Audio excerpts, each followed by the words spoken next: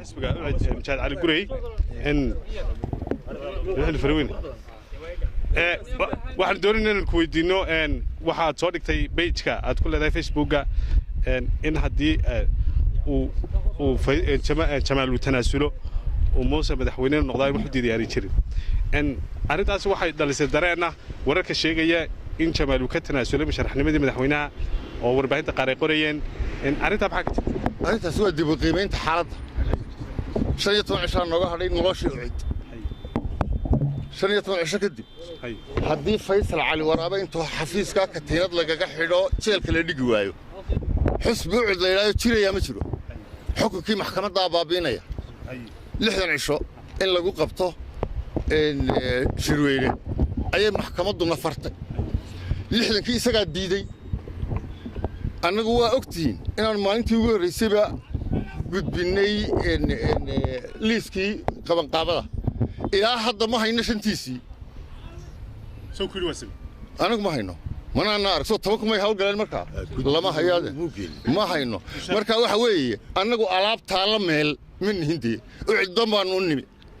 waanu ku guuleysanay ujeedadii hore oo waxay ahayd inaanu gaarsiino soo saarno oo aan urur bedelin kaalintiisa inaan urur ka saarin ay ahayd ujeedada hore talabaadna waxay ahayd inaanu gaarsiino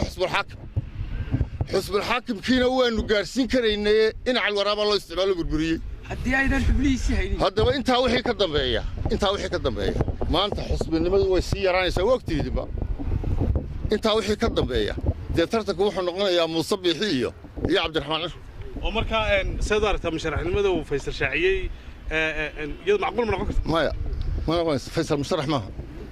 waxaad sheegtay haddii aad Jamaal ku guuldaraysataan musharaxnimadiisa inaad Muuse Biixi musharax ka dhigi doontaan maya anugu kama dhigin uu yahay kulmiya ka dhigtay inuu soo baxayo oo taageeri doontaan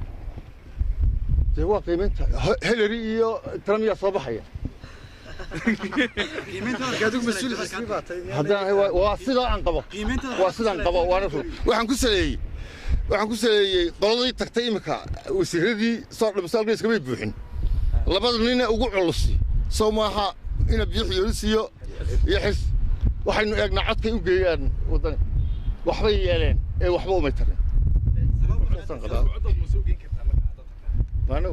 dama Muuse wuxuu helayaa labadii musharax reerkiisa ka baxay meesha tamaha markaa hadduu ka baxo ma qabanayaan buu noqonayaa ma isaga hadda Muuse Biixi alaab meel laga helay ba aanu ma raacin anigu u cidqan ba maayo anigu kulmiye horta gali maayo nin kulmiye galaya ma ihi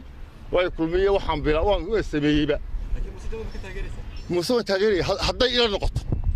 haddaan fahmay in kastoo aan sheegay dawladda Jamaal hadda anigu musharaxaygu waa Jamaal ilaa saacada aan taaganahay waa Jamaal haddii xisbigaasi burburo oo la waayo Jamaal waxa weeye wixii alla baduma markaa yeelay